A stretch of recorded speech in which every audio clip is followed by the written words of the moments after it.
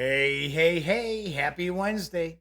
Come on in, pull up a chair. The Daily Dope is in the air.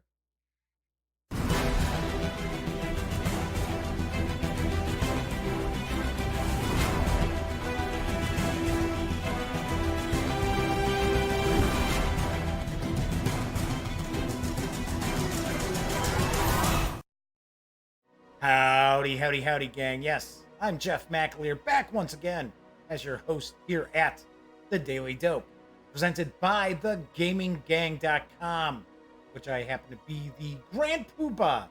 Yes, I am the founder and editor-in-chief. Tonight is Wednesday, October 2nd, 2019. This is episode 374 of The Daily Dope.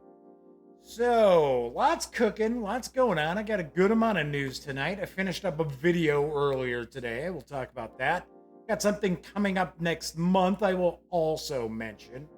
But before I jump into that, I do want to point out, if you've never watched the show before, this is very, very casual. This is a live stream. I know a vast majority of people watch after the fact, but we've got chat going on. We just kind of kick back, talk about tabletop games, sometimes a little pop culture stuff, but usually it's just gaming.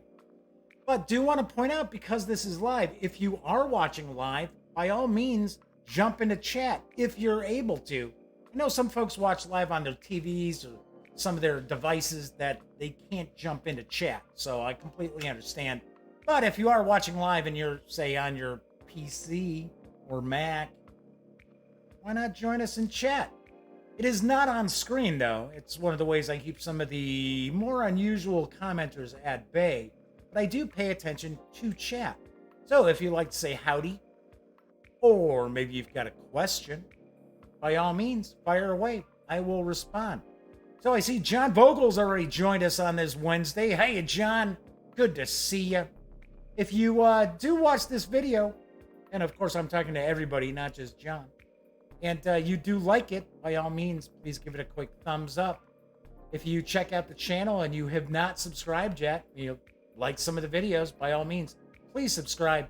If you do, ring that little bell, because it will not only inform you when the streams go live, it'll also tell you when I upload standalone videos, of which one is coming later on tonight. So, of course, tell a friend. In fact, tell two friends.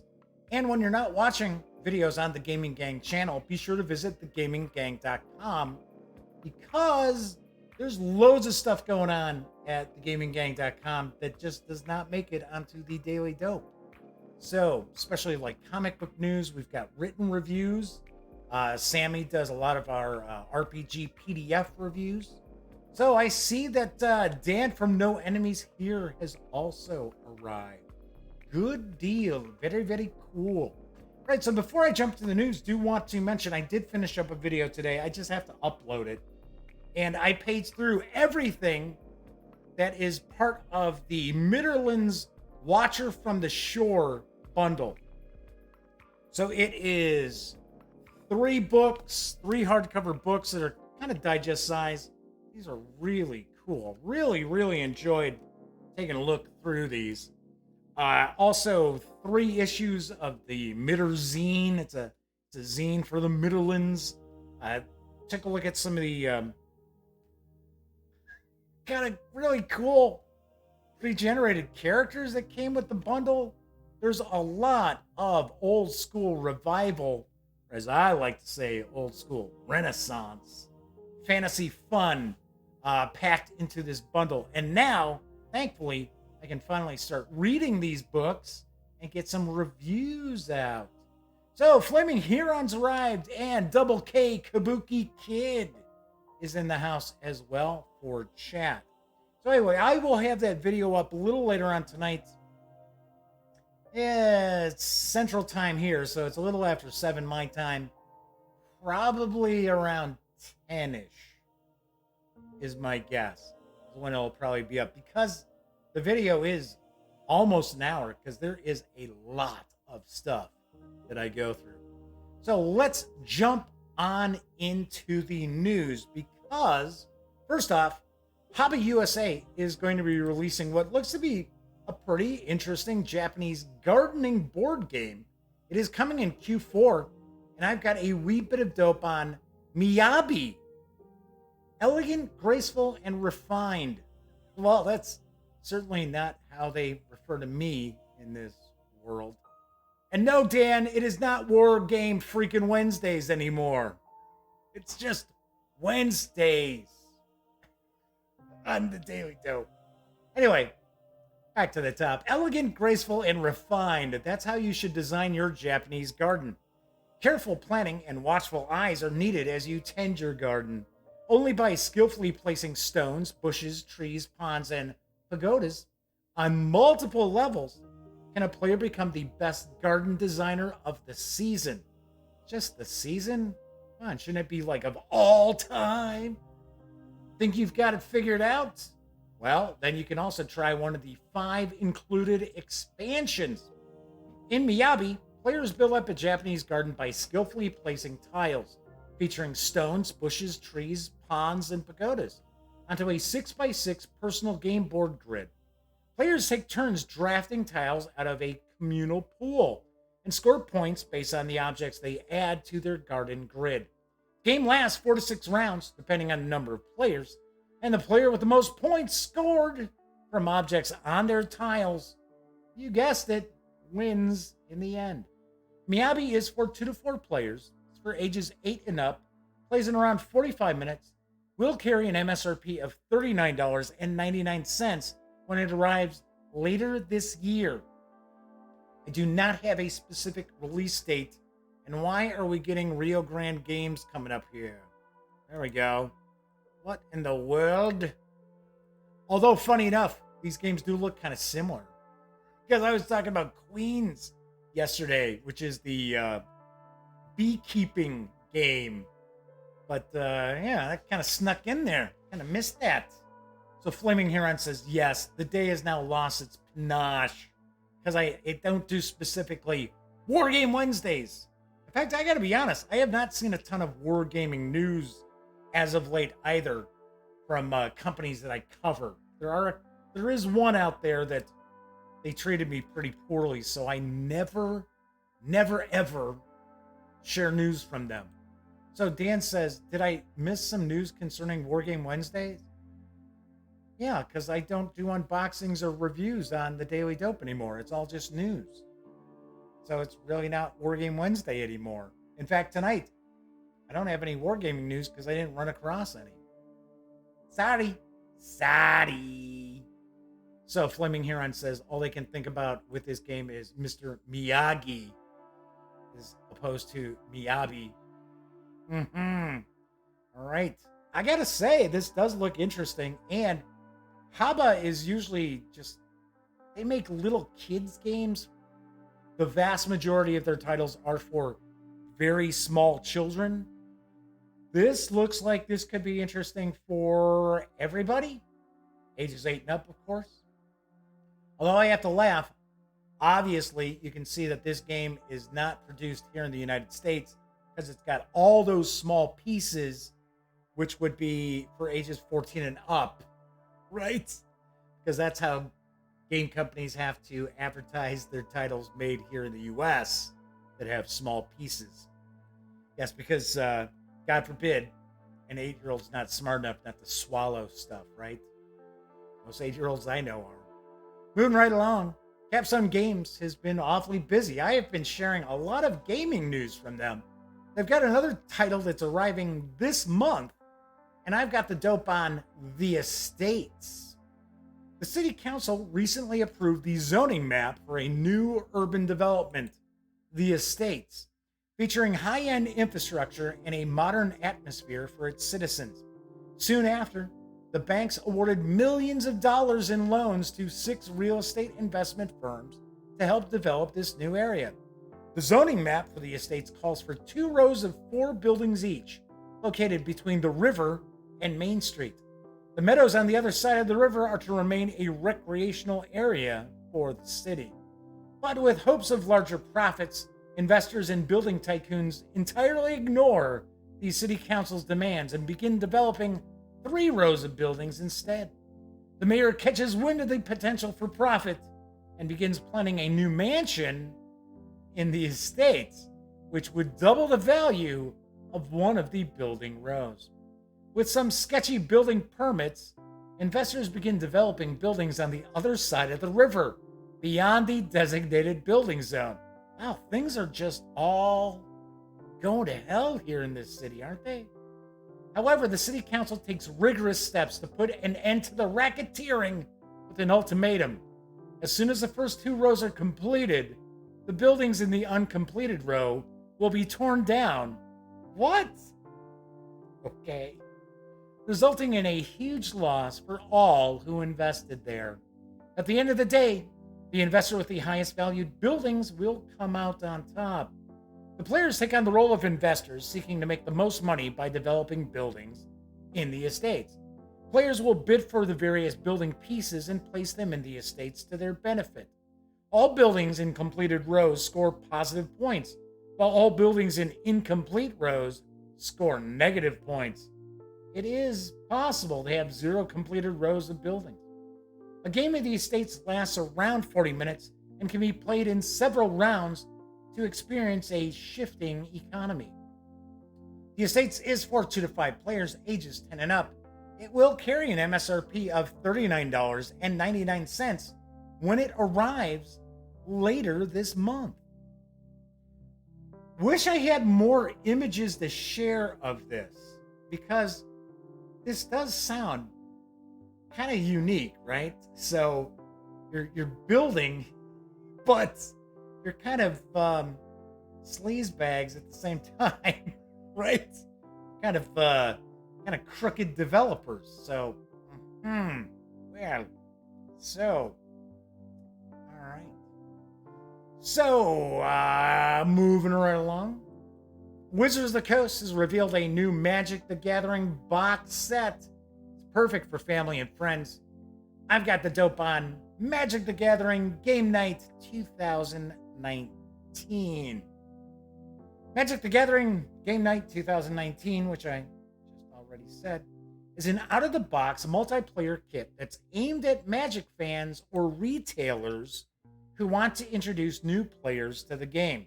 Its 5 pre-constructed decks and rules reference cards are meant to create a multiplayer experience that's more familiar to board gamers and to help draw in new gamers into the Magic the Gathering community. Gamebox comes with 5 60-card decks, 5 spin-down life counters, 5 life counter platforms, 20 +1 counters, 15 double-sided tokens, 5 rules reference cards, and a rule book. I am sharing some images of some exclusive cards that come in each of the 5 pre-constructed decks.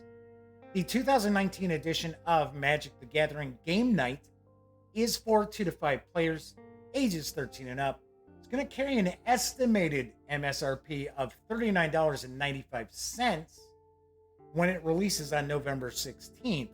Now, I do mention an estimated MSRP because Wizards of the Coast no longer shares an MSRP for any of their Magic products.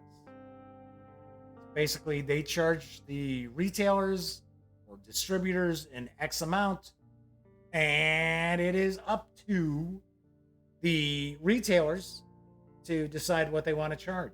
But they all kind of come down all pretty much the same. So Kabuki Kid says the new Magic set seems pretty powerful. Are we talking about the new set that just came out, which it's Throne of something or other, that actually adds like a food mechanic to the game?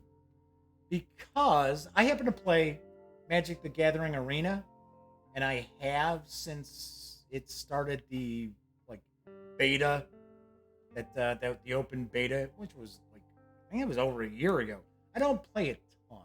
I don't play a whole lot, but I do play on occasion because I still like Magic the Gathering. I know people rip it, shred it up and complain about it and blah blah blah. And it's like, yes, I get it. It's certainly not a perfect game by any stretch of the imagination, but it is still fun. I still enjoy it, and I would not go sink a lot of money into it because I did that when it first came out and made some good dough with those investments. But anyway, yeah, I like it. And talking about those food tokens, I did notice I got 3 boosters.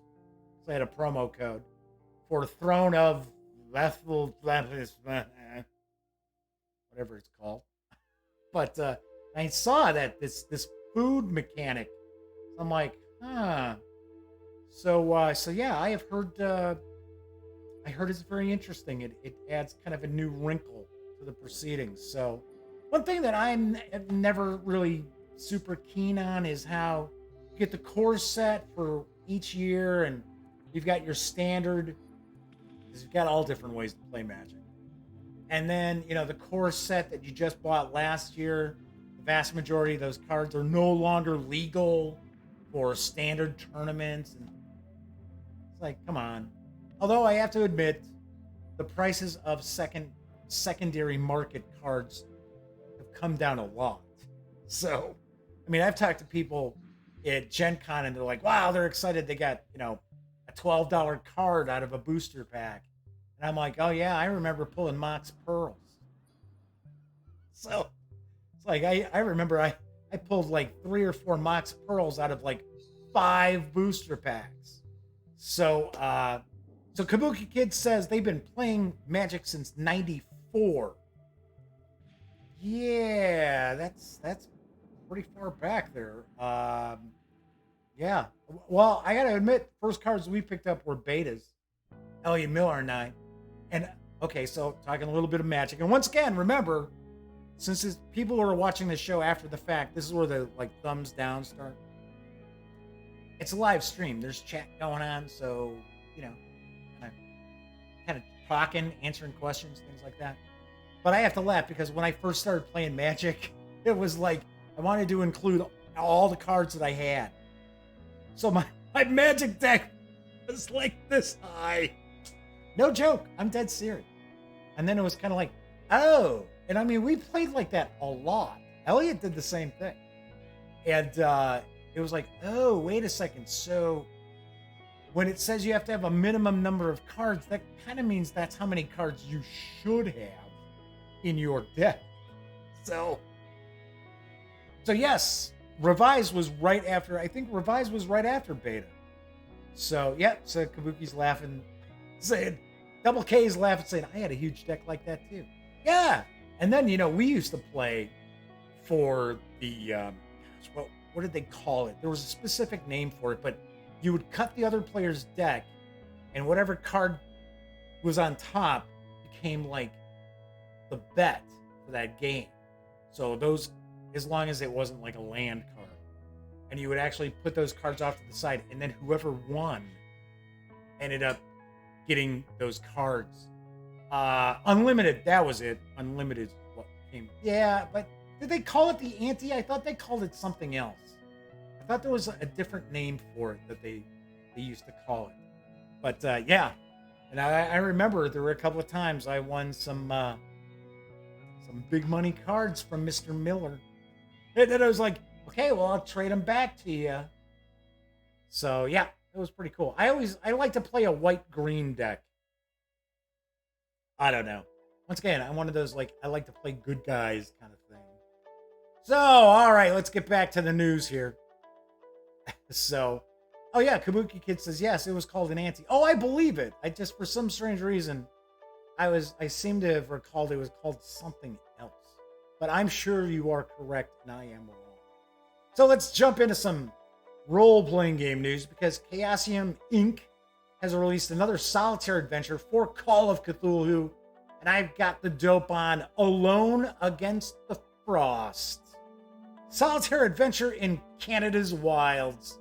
Alone Against the Frost is a solo horror adventure for one player set during a research expedition to Canada's Northwest Territories during the 1920s. Here you choose your own path as you navigate through the story. Your choices will determine whether you find success or failure. You take on the role of Dr. L.C. Nadelman, an anthropologist from the renowned Miskatonic University in Arkham, Massachusetts. Accompanied by 3 of your most gifted and practical graduate students, as well as an experienced local guide, you set off into the fabled valley of the North Henana in search of the anthropological discovery that will make your career and bring you fame. Or so you hope. Your expedition members are Dr. L.C. Nettleman, an academic obsessed by early North American prehistory myths and legends, particularly in the Big Woods region. There's Bernard Epstein, a cherubic-looking native New Yorker eager to experience life in the wilds before his upcoming marriage to his sweetheart, Catherine. Well, we know that ain't gonna happen. Sylvia Davidson, the latest in a long line of Boston Brahmins, destined for academic greatness thanks to her dedication and determination. There's Norman Faulkner, a mature, largely self-taught student whose calm nature acts as a steadying influence on those around him. There's also Charlie Foxtail, a cautious professional wilderness guide, hired to lead the expedition safely through the North Henana. But such a journey is fraught with difficulties, from dangerous white water to the superstitious beliefs of the region's inhabitants, not to mention the wildlife. Will you manage to survive every challenge this hostile environment throws at you? Will your companions? Can you return with your reputation and your sanity intact? Only time will tell. Armed with a pencil, some role-playing dice, and a copy of the Call of Cthulhu rulebook, or the Call of Cthulhu starter set, you're ready to brave the remote wilderness as one of MU's youngest ever professors. Dare you take on the challenge? If the answer is yes, then don't forget to wrap up warm. It can get mighty cold out there. Originally released over 30 years ago, this new edition of Alone Against the Frost has been completely revised and updated for Call of Cthulhu 7th edition. Over 650 entries, complete with new illustrations and an afterword by the original author. Will you survive Alone Against the Frost? I highly doubt it. The 120-page PDF is available right now at DriveThruRPG for $9.95. So, I am not positive, but I am almost positive that this is a revamp of Alone Against the Wendigo. Pretty sure that's what it is. Almost positive. And I remember that adventure too. And it's actually a good adventure. It's a good 1920s adventure. Kevin Thorpe has popped in. Good to see you back again, Kevin. Nice one by Chaosium. They're bringing out free scenarios for all their systems. Yes. To mark the year, a year since Greg Stafford passed away. Yes, as we get closer, I will actually share that news once again. I have mentioned it previously. Mentioned it last week, I want to say. It's supposed to be October 10th, is my understanding. So we are going to see King Arthur Pendragon, RuneQuest, Call of Cthulhu. There's a 4th one. I don't think it's just basic role-playing. I thought there's a 4th one that they're coming out with as well. So we shall find out. So yes, and Kabuki Kid says, this seems likely that this is a revamp of Alone Against the Wendigo, because the Wendigo is a Canadian boogeyman. Supposed to control, like, the weather, right? There's another old Call of Cthulhu adventure that features a Wendigo, but it is not a solitaire adventure. And I can't for the life of me remember. I think it's from, like, an adventure compendium, sort of. Now, we would see, like, 5-6 adventures for Call of Cthulhu all come out in one book. And I am almost positive it's from that, because I ran it. Because I know that. And I wouldn't be running a solitaire adventure. All right, so my final news piece is from Gallant Knight Games, because they've got another Tiny D6 role-playing game release. And I've got a little bit of dope on Tiny Gunslingers. So I guess since it's tiny, I have a tiny amount of dough, which I really do. I don't have a whole lot of dough. Tiny Gunslingers is a cinematic-inspired gunslinging minimalist gaming RPG, which that's like pretty much all the Tiny D6. Tiny Gunslingers features new Western-themed traits, rules for duels, bounties, and grit points, as well as a blackjack-inspired shootout mechanic. Tiny Gunslingers is not historically accurate. It's simply a small expansion designed to add some movie-inspired spaghetti western flavor to Tiny D6 gaming.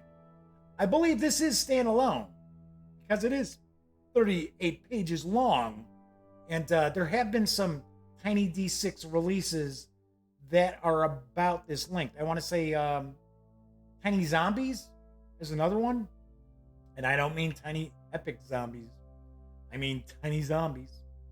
So you can snag this PDF at Drive-Thru RPG for $3.99. And there's also a deck of cards you can download. It's also $3.99, but it is Tiny Gunslinger themed as well. So Dan from No Enemies here. The discussion is still about the Wendigo. And Dan says his ex-mother-in-law was a Wendigo. Are we talking about Winnebagos? Right? I remember somebody one time, I think this was a Gen Con or something, and they were talking about different like monsters and stuff. And somebody said, oh yeah, like the Winnebago? It's like, you mean like the recreational vehicle? It's like, no. So, Dan also points out that the artwork from Tiny Gunslingers does look like Clint Eastwood and Lee Van Cleef. From The Good, the Bad, and the Ugly. Yes. Yeah, I noticed the little gunfight motif on the cover, too. I'll tell you what, Alan Barr does really nice role-playing games. I thought Tiny Dungeons is really cool. Especially for those out there, and it's not necessarily for children. It is designed just to be, an easy introduction into role-playing games. And I got to admit, I think Tiny Dungeons, the second edition, is really well done. I reviewed it. I really liked it. So, Kevin Thorpe says, oh, that's cheap. Reminds me of Steve Jackson pocket packs during the day. Yeah, the pocket games. I love how everybody, well, not everybody. I love how people argue with me when I talk about Car Wars and mention that Car Wars originally came out in one of those little Ziploc bags. It was like $3.95. And they're like, oh, no, it came out in a plastic clamshell. It was a plastic clamshell, blah, blah, blah. And it's like, no, it did not. That plastic clamshell came out a few years after it came out originally. Yes, it did. Because from the Ziploc plastic, they went to the cardboard boxes, the little cardboard boxes that would hang. So, anyway, so Dan from No Enemies here has to rock on out. Yeah, it's about that time. All right, Dan, good to see you. We'll catch you hopefully tomorrow. So, just wanted to wrap up with one last thing. A month from today will mark Extra Life Day 2019. So if you have not followed the Gaming Gang for the past year, so if you're fairly new to the show, the channel, the website, so on and so forth, for the past 2 years, we have done an Extra Life tabletop gaming marathon. So it's been myself, Elliot Miller, my best friend over at voiceofe.com, who really hasn't done anything in a long time, gaming-wise, as far as his website and his channel, but he still plays stuff. My nephew Cameron, we've had some friends from the gaming industry as well take part, although they won't be taking part this year because they don't live in the Chicago area anymore. So, but I did want to point out that I am planning on doing another 12-hour marathon. I have not decided what games we're going to play, because what we try to do is we try to feature 2-hour blocks. So we'll take a game, play it for a couple hours, or if they're fairly, small footprint games, we might play a couple games from a company during that block. So I've kind of floated out on Twitter. I will mention it a few times. I'll probably reach out to some companies where I have really good contacts and see if they want me to feature anything. So I would not be surprised if Sterling Games wants us to feature something. Is Brenna Noonan over there? She's pretty cool. We did feature Everdell last year, and a lot of people dug that. So I'm also kind of bouncing around running a role-playing game. Only problem is that I would want to run a role-playing game session that would be like 4 hours at least. And that would cut into the tabletop gaming. So I don't know. And I honestly can't imagine Elliot Miller playing for more than 12 hours. I could. I mean, I just last time I was running my kind of kit bashed old school fantasy role-playing game with my nephew Cameron and some of his friends and his girlfriend. We played like 8 hours. And I was still good to go for more.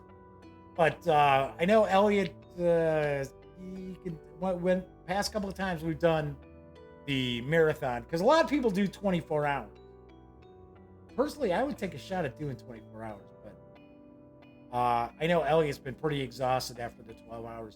Me too, don't get me wrong. I mean, because a lot of people don't realize there's a lot of setup and stuff going on and prep work, because we try to at least make it look somewhat professional. It's not just somebody's cam, like some webcam on a laptop shooting it. So yeah, we'll see how we can do. So Flaming Huron's talking about how 8 hours of role playing. I'm gone after 4 hours. 4 hours does seem to be a good session, though. It really does. I know some folks talk about how they'll play a couple hours. I don't know. I mean, you would have to be playing at least once a week to do a couple of hours. To me, that just doesn't seem like a whole lot. We used to, now Kevin's pointing out back in the 80s during the summer, playing a lot. We did too. I used to, kid you not, we played Call of Cthulhu. I would run Call of Cthulhu on average about 4 days of the week. And we might play from 2 o'clock in the afternoon until 3 o'clock in the morning. So, of course, it was summer, high school, But, yeah, it was, we played a lot. And it still took like 6 months to get through Masks of Nyarlathotep. There was that much going on. Because, of course, I throw in everything but the kitchen sink.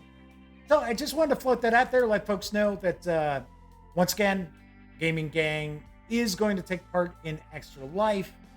I will try to see if we can do some giveaways again. We did some cool giveaways last year for people who had the the biggest donation during the 2-hour blocks of time. So we'll see what happens. So anyway, just want to let you know, gonna do it again, and I got new cameras too. Although I have to be honest, the Nikon that I shoot the overhead stuff, that I probably won't be able to utilize because it's got that like built-in limitation. Because it's a camera, it's not a video camera. But even though I kind of work around that when I'm shooting videos, I don't want to be doing that for 12 hours. So, don't want to ruin that. Anyway, all right, so that is it for tonight's show. As I like to point out, when you're not watching videos on the Gaming Gang channel, please visit thegaminggang.com for all the latest in gaming news, reviews, comics, movies, TV. By now you know the drill. Get your geek on at thegaminggang.com. Of course, I will be back tomorrow, which is Thursday. And I want to say, everybody who hung out in chat tonight, thank you so much for keeping me company.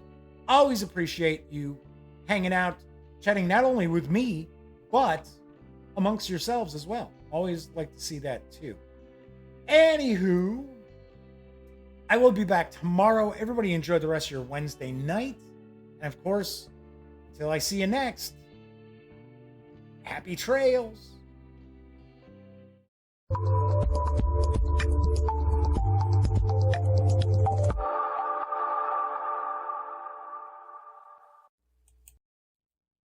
Zubba-dabba-dabba-dabba-boo. Zubba-dubba-dubba-dubba-boo. Zibba-dibba-dibba-dibba-boo. Hey, hi. I didn't realize that you were still here. You must be sitting waiting for YouTube and its infinite wisdom to actually autoplay you your next video. Well, if that happens to be the case, I only have 20 seconds for me to be able to provide all this info to you, so get ready. If you'd like to subscribe to the Gaming Gang, click right here. Or if you'd like to check out the latest episode of The Daily Dope, click right here. Or if you'd like to check out a randomly selected video, click right here. Once again, I'm Jeff McAleer, and thanks for watching.